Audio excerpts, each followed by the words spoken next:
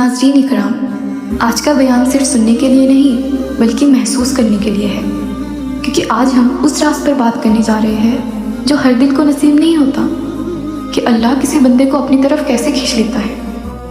کچھ دل ایسے ہوتے ہیں جنہیں اللہ خود اپنی طرف کھینچ لیتا ہے، اور انسان کو اس کا احساس تب ہوتا ہے جب دل پہلی دفعہ نرم ہوتا ہے۔ اور کچھ دل ایسے ہوتے ہیں جنہیں اللہ یاد کرتا ہے، اور جب اللہ کسی ذکر کرنے والے کا نام اپنی فہرست میں لکھ دیتا ہے تو اس بندے کے دل پر ایک نشانی ظاہر ہوتی ہے، ایسی نشانی کہ اگر محسوس ہو جائے تو پوری زندگی بدل جاتی ہے، دل کی سمت بدل جاتی ہے۔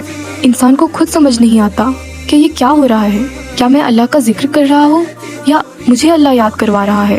اسی بات کو آج ہم سمجھنے کی کوشش کریں گے کہ اللہ کسی کو اپنا کیسے بناتا ہے۔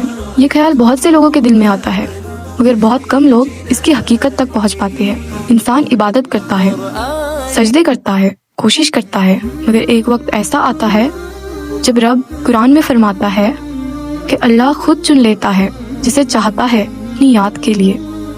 بندہ سمجھتا ہے کہ میں اللہ کی طرف بڑھ رہا ہوں، مگر حقیقت یہ ہوتی ہے کہ اللہ پہلے ہی اس بندے کی طرف بڑھ چکا ہوتا ہے، اس پر رحمت کا پردہ اٹھ چکا ہوتا ہے، بس بندے کو اس کا احساس تھوڑی دیر سے ہوتا ہے۔ اللہ جس کے ساتھ بھلائی کا ارادہ کر لیتا ہے اسے دین کی سمجھ دے دیتا ہے۔ اور یاد رکھیے، سب سے بڑی سمجھ صرف عبادت میں نہیں ہوتی بلکہ دلوں کے حال میں ہوتی ہے۔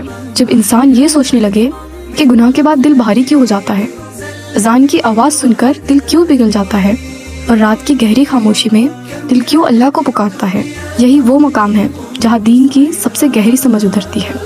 اور اس سمجھ کا سب سے بلند مقام ہے اللہ کا ذکر۔ جب اللہ کسی بندے کو اپنا بنانا چاہتا ہے تو سب سے پہلے اس کے دل سے بے حسی چھین لیتا ہے، پھر اس بندے کے دل میں نرمی دیتا ہے۔ ایک دن اچانک دل رو دیتا ہے، گناہوں کا بوجھ محسوس ہونے لگتا ہے، پھر وہ وقت آتا ہے جب بندے کے دل میں ایک لکیر کھینچ جاتی ہے۔ یہی وہ پہلا راز ہے جب اللہ بندے کو اپنی عبادت کے لیے چن لیتا ہے۔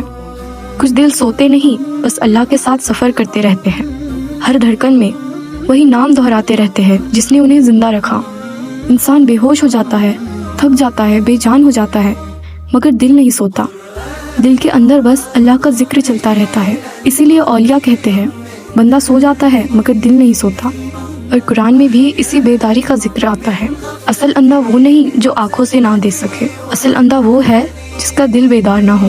ناظرین، اگر آج کا یہ بیان سن کر آپ کا دل تھوڑا سا بھی بھر آیا ہو یا اللہ کی یاد اور گہری محسوس ہوئی ہو تو سمجھ لیجئے یہ اتفاق نہیں، یہ اللہ کی طرف سے آپ کے دل کے لیے ایک چھوٹا سا پیغام ہے۔ اگر آپ چاہتے ہیں کہ ایسے ہی بیان آپ کے دل کو جگاتے رہے تو چینل کو سبسکرائب ضرور کریں، ویڈیو کو لائک کریں تاکہ یہ بات اور دلوں تک پہنچ سکے، اور اس بیان کو شیئر کریں، شاید آپ کے ذریعے کسی اور کا دل بھی بیدار ہو جائے۔ اللہ ہم سب کے دلوں کو اپنی یاد سے زندہ رکھے، آمین۔